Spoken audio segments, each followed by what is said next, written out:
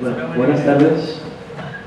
Vamos a iniciar la sesión de la tarde, sesión final del Seminario Internacional de Ejercicios del Pensar. Y primero va a hablar el profesor Vladimir Urueta, de la Universidad de Cartagena, con una ponencia titulada La filosofía de la historia según Collingwood. Y después, seguidamente, el profesor Raúl Puello, el director de nuestro programa, de la Universidad de Cartagena también, que hablará sobre la reconstrucción de las acciones en el pasado, reenactment y razonamiento práctico en la perspectiva de Collingwood. Por último, haremos un pequeño receso y después vendrá nuestra conferencia central o conferencia de clausura a cargo de la profesora Rocío Orsi, que en su momento pues presentará. Sí, sin más dilación, yo creo que doy paso al profesor Vladimir para que nos ilustre con su ponencia y después seguiremos con la ronda de preguntas. Gracias, Vicente, por la presentación. Muchas gracias a los que están aquí. En primera instancia quisiera decir que me hubiese gustado tocar aquí como 4 puntos importantes, pero a lo sumo tocaré uno solo. No escribí todo lo que quisiera, no pude, entonces voy a tratar de lo poco que voy a decir. Puede ser polémico, pero intentaré ser lo más claro que se pueda. Okay. El objetivo de este escrito principalmente es, como dice el título, tratar de mostrar qué entiende Collingwood por filosofía de la historia. Inicio. En el capítulo 8 de su autobiografía, que es el segundo libro más conocido de Collingwood, este manifiesta el gran interés que ha tenido en su vida por generar, debatir, proponer un acercamiento, una aproximación entre filosofía e historia. Él cree que dicho acercamiento se puede evidenciar en el hecho de que el filósofo, al analizar la historia de la filosofía, debe entender que lo está haciendo en clave histórica. Lo mismo vale para la filosofía de la ciencia. El acercamiento entre filosofía e historia también puede ser examinado desde la necesidad de una filosofía de la historia. La exigencia de una filosofía de la historia implica el surgimiento, cito a Collingwood, de una rama especial de investigación histórica dedicada al problema especial suscitado por el pensamiento histórico. Hasta allí la cita. Dicha necesidad se siente venir en el siglo XIX, lo cual no quiere decir que en los siglos anteriores no hubiese cierta preocupación por la historia. Ocurre que en los siglos pasados las preocupaciones centrales estaban en la fundamentación de la matemática, en la relación entre la teología y la filosofía, en el método de las ciencias modernas como la física.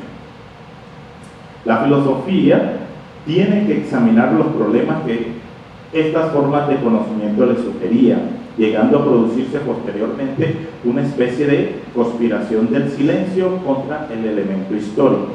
Dice Collingwood en un ensayo titulado La imaginación histórica.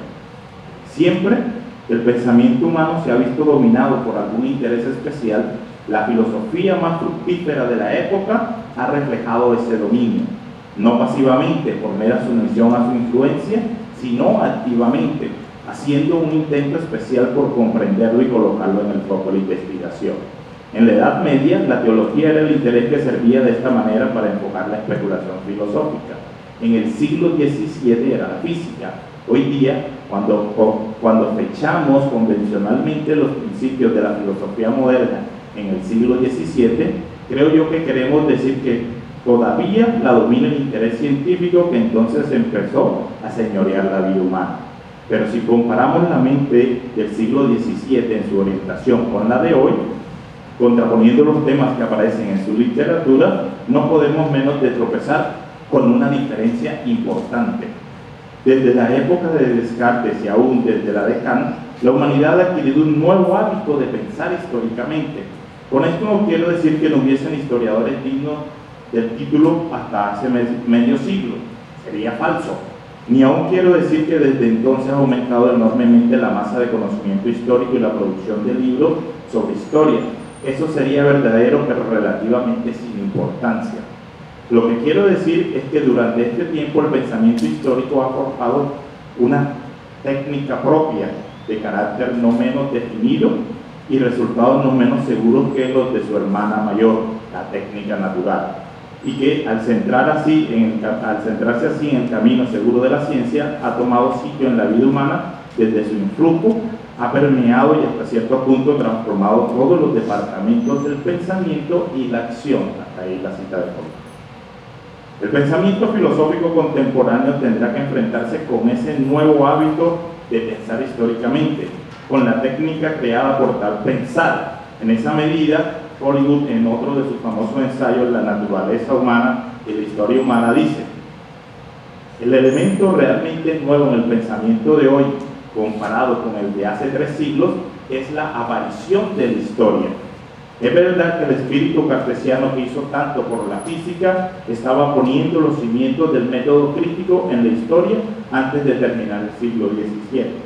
Pero la moderna concepción de la historia, en cuanto estudia al mismo tiempo crítico y constructivo, cuyo método es la reconstrucción de ese pasado a partir de documentos escritos y no escritos, críticamente analizados e interpretados, no fue establecida hasta el siglo XIX y todavía ni siquiera se le elabora en todas sus implicaciones.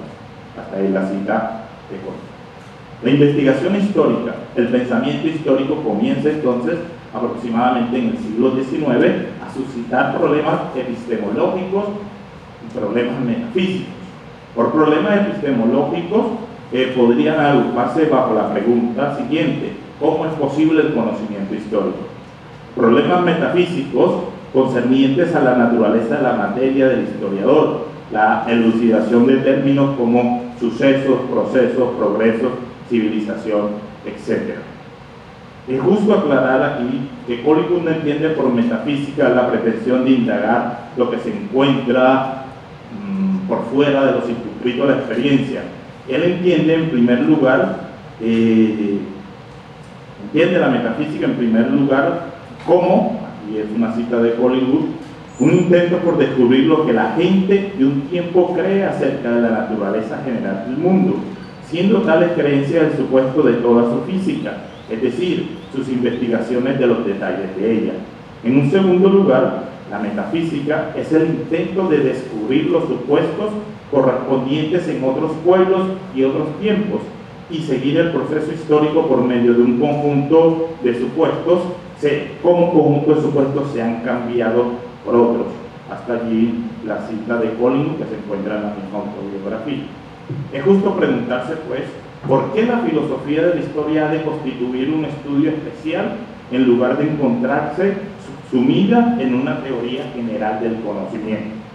La filosofía de la historia se da entonces gracias a los problemas que se generan en la investigación histórica, que no pueden ser resueltos o no tienen cabida en la teoría del conocimiento, cuyo estudio se delimitaba a los problemas filosóficos surgidos de la matemática, la teología y las ciencias naturales. Después de tratar de mostrar muy brevemente por qué es necesaria la filosofía de la historia desde la visión de Hollywood, parece conveniente indicar qué no es filosofía de la historia para él. En su ensayo titulado Esencia y fin de una filosofía de la historia, Hollywood manifiesta que no es correcto concebir la filosofía de la historia como una inquisición que pretende descubrir leyes generales, las cuales rigen el curso de la historia. Tales leyes son concebidas con las mismas características de las ciencias naturales, eternas, abstractas, universales, inmutables, verdaderas, que una vez para siempre. Esta concepción de la filosofía busca elaborar una superestructura de generalizaciones cuya base son los hechos históricos.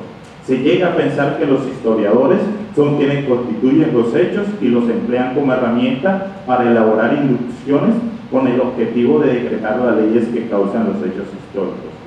Esta visión de la filosofía de la historia es un desatino por las siguientes razones. Citamos a Hollywood en el ensayo mencionado. En primer lugar, se basa en un supuesto falso. Los hechos alegados y con los que elabora sus inducciones nunca son en realidad lo bastante ciertos como para ejercer la influencia que se les atribuye. Pero pues no existe un solo hecho concreto sobre el que en un momento dado haya dicho la investigación histórica la última palabra. Y precisamente los hechos que son de mayor valor para esta clase de filosofía son los que más están abiertos a discusión. En segundo término, sus conclusiones son leyes universales abstractas porque son afirmaciones sobre una materia contingente y transitoria. Las generalizaciones que pretenden ser ciertas en toda época histórica solo son en realidad ciertas respecto a algunas fases de la historia. Y en tercer lugar, ignora justamente lo que más especialmente caracteriza a la historia, a saber, su individualidad. Procede como si fueran meras repeticiones de un principio, hechos que en realidad son únicos. Hasta allí la cita. A pesar de la crítica de esta perspectiva que malentiende también lo que la historia es, Collingwood dice que la perspectiva, tiene como fundamento algo cierto. En la historia no se puede prescindir de las generalizaciones ni de la inducción. Estas son cuestiones esenciales en el conocimiento histórico. En otro ensayo, Collingwood dice lo siguiente: sí, la investigación histórica no puede avanzar sin utilizar sus resultados propios anteriores como materiales sobre los que generaliza al objeto de ayudar así en la determinación de hechos nuevos. El pensar histórico verdadero es una constante alternancia de lo general y de lo individual como fin, lo general como medio. Ningún hecho histórico puede determinarse sin la ayuda de generalizaciones. El análisis inductivo se basa en hechos reconocidos, pero a su vez estos hechos nunca son en un momento dado definitivamente seguros. La determinación de hechos y su utilización como material para las generalizaciones no constituyen dos actividades separadas e independientes, historia la una y la otra filosofía de la historia. Son dos elementos interpretados que actúan recíprocamente entre sí y dentro de la historia. Hasta allí la cita de Collingwood. No es errado concebir la filosofía de la historia como la investigación tendiente a descubrir leyes, no solo es errado concebir la filosofía de la historia como la investigación tendiente a descubrir las leyes eternas que determinan la historia. Igualmente errado es creer que la filosofía de la historia es el intento de descubrir un plan único y concreto que se realiza o se desarrolla en el curso de la historia. Mostrar el programa establecido previamente y que se encuentra detrás de los hechos. Esta última perspectiva tiene un fuerte matiz teológico. La historia es producto de la trama elaborada de antemano por un ser omnisciente. En palabras de Collingwood, aquí la historia es concebida como el despliegue de un drama cósmico. Buscar la trama predeterminada en la historia, prescindiendo de hechos aparentemente irrelevantes, constituye uno de los dislates de esta concepción. Esta tiene un carácter ambiguo. Cito nuevamente a Collingwood. Si la trama es una trama real y concreta, si presenta la coherencia de toda la historia en un único conjunto, entonces esta trama no es algo distinta de los detalles que constituye su masa. Trama y detalles coinciden, y lo que se llamó filosofía de la historia no sería otra cosa que pura historia. Si por otro lado, la supuesta trama de la historia constituye una selección de episodios considerados como peculiarmente significativos, relacionados con la historia como citas de un programa analítico, se relacionan con su sinfonía. En tal caso no es historia ni filosofía, sino un artificio para asistir a los estudios históricos de una manera en la que, de una generación en la tarea de operar bajo un tipo concreto de ignorancia. Hasta allí la cita de Collingwood. Hallar la trama de la historia no es un asunto de la filosofía de la historia, es una labor de la historia comprendida como un drama improvisado, solidariamente improvisado por sus propios personajes. Es el historiador quien debe descubrir los detalles de la trama, las relaciones entre estos. De hecho, citamos a Collingwood, la historia y la trama de la historia no son dos cosas, sino una misma. Conocer la historia y conocer su trama no son la obra de dos tipos de hombres, sino uno solo. Hasta ahí Collingwood, es decir, del historiador. De las dos concepciones equivocadas mencionadas, es decir, la que intenta descubrir leyes, la que intenta hallar la trama de la historia, sobre la filosofía de la historia, la segunda, es decir, tratar de inquirir la trama de la misma, tiene una ventaja sobre la primera. Sí. Buscar una trama en la historia significa ver la historia en su individualidad, ver cada episodio como un elemento único, irreemplazable en un todo irreemplazable y único. Mientras que buscar en la historia ejemplos de leyes generales significa dejar de captar la individualidad y ver cada episodio la misma como una mera repetición de un tipo prefabricado y el conjunto como un agregado caótico de esas repeticiones. Ver lo individual histórico como único y reemplazable no incluye concebirlo como el caso de una ley.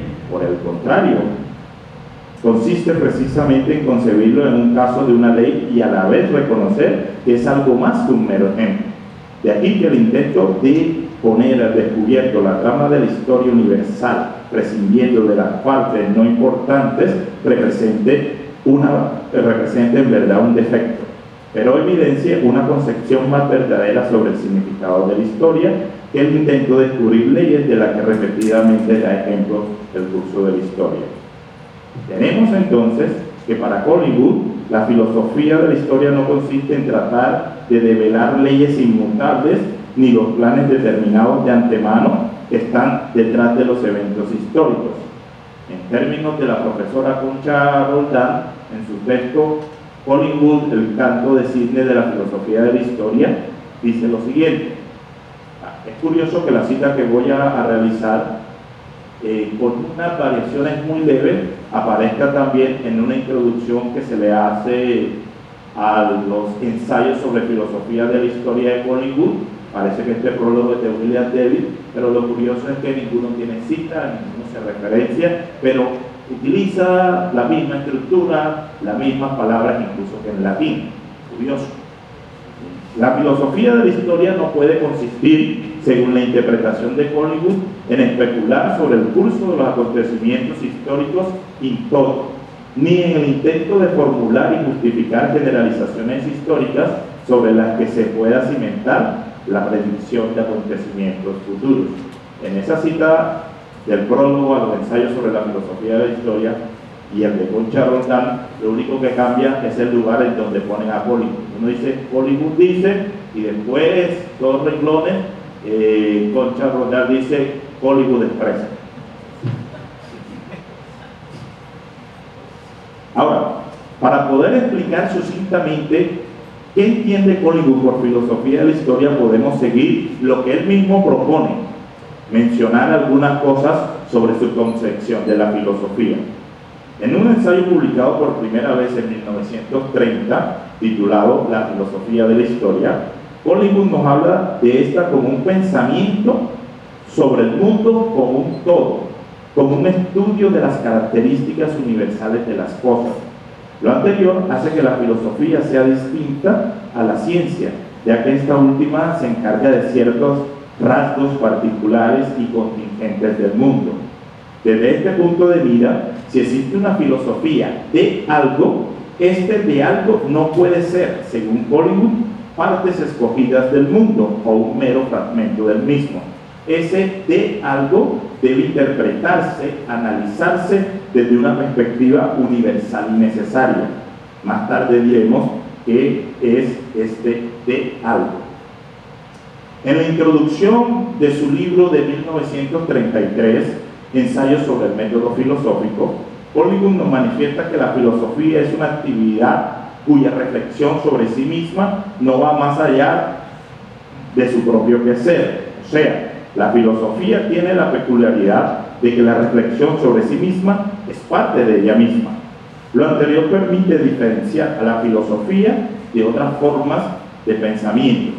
Citamos a Collingwood en el libro mencionado. La teoría poética puede o no puede ser útil al poeta. Las opiniones difieren al respecto, pero no forman parte de la poesía.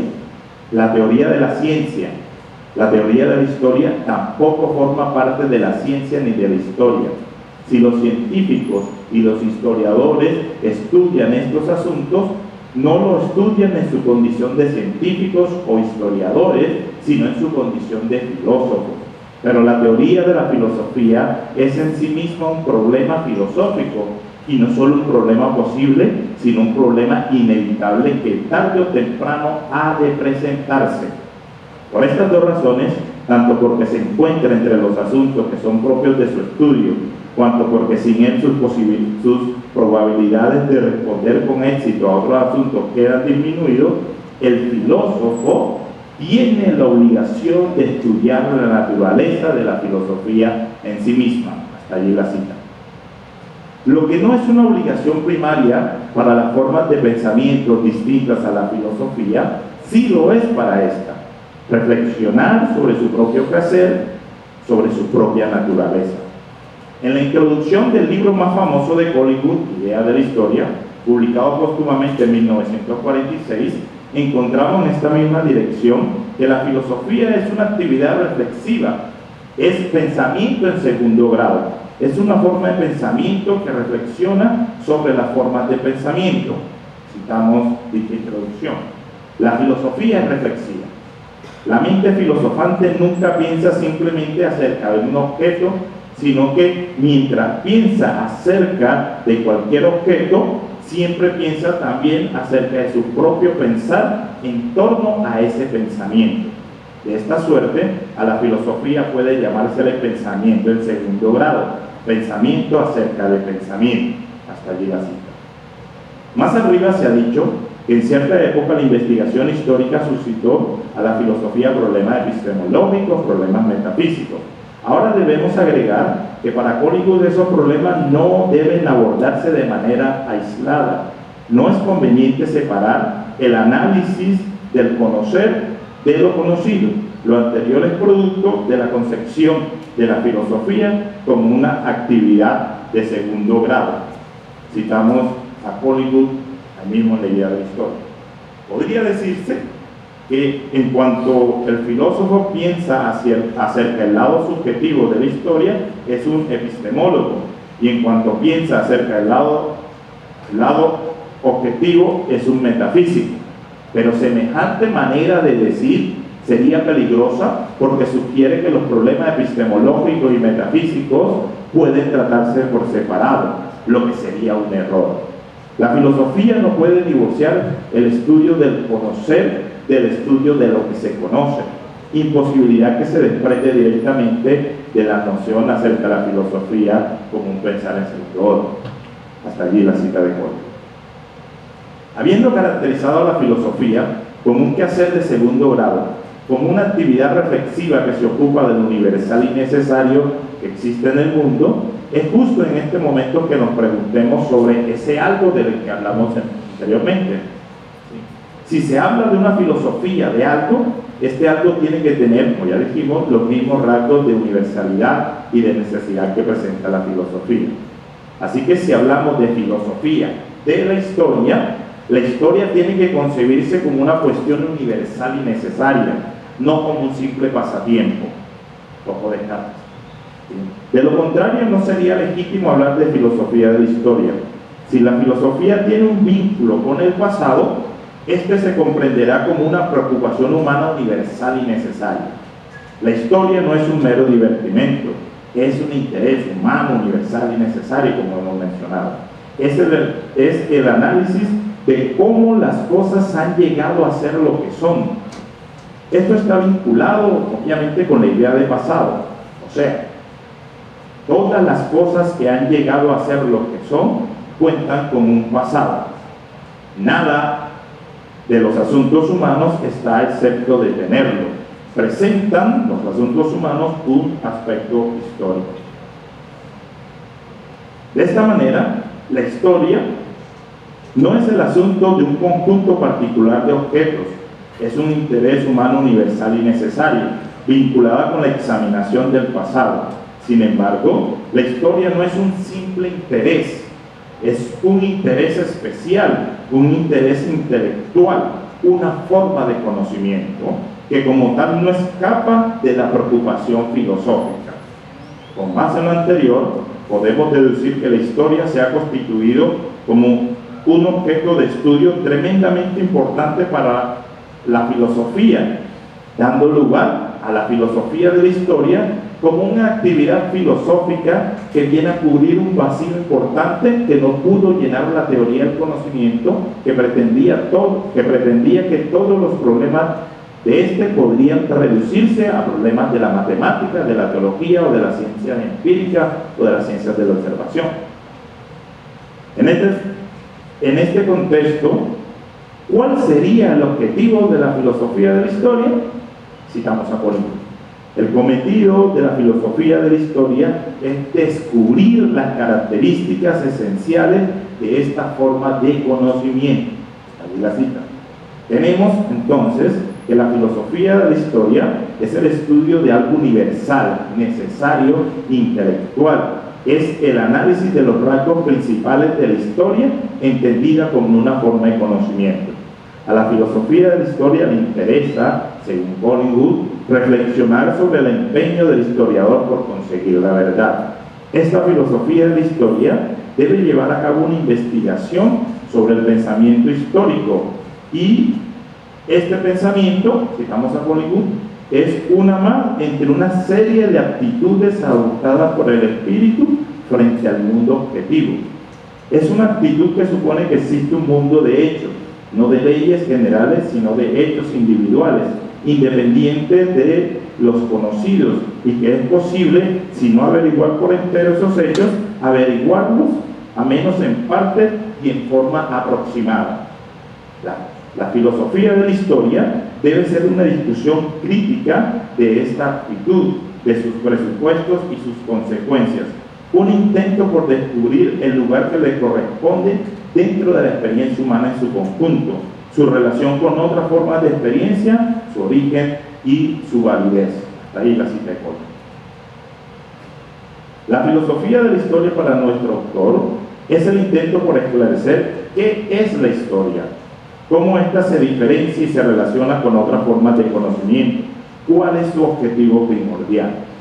La historia es una clase de investigación que averigua cosas acaecidas, que intenta responder a cuestiones sobre ciertas acciones humanas realizadas en el pasado.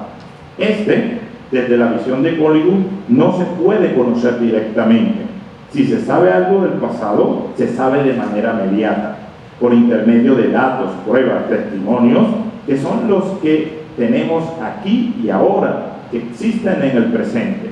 Los datos, pruebas, testimonios, junto con los principios de interpretación de los mismos, conforman lo que Collingwood entiende como pensamiento histórico. Collingwood se aparta de la visión que sostiene que el telos de la historia es el pasado. Para él, el pasado como tal no existe. No es posible su conocimiento por medio de la observación. No puede corroborarse a través de la experimentación. Solo podrá hacerse interpretando críticamente los datos, las pruebas, los testimonios que nos ofrece el presente. El objetivo de la historia sería esclarecer el presente, cómo llegó a ser lo que es decir, investigar sobre el aspecto histórico del presente. Citemos nuevamente al autor de Marras para dejar este punto más claro. Y puesto que el pasado no es nada en sí mismo, el conocimiento del pasado no es en sí mismo y no puede ser la meta del historiador. Su meta, como la meta de un ser que piensa, es el conocimiento del presente. Todo debe volver a esto, en torno a esto tiene que girar todo. Pero como historiador está interesado por un aspecto especial del presente, cómo llegó a ser lo que es. En este sentido, el pasado constituye un aspecto o una función del presente. Así es como debe aparecer siempre el historiador que reflexiona con inteligencia sobre su propio trabajo, en otras palabras, que intenta llevar a cabo una filosofía de la historia.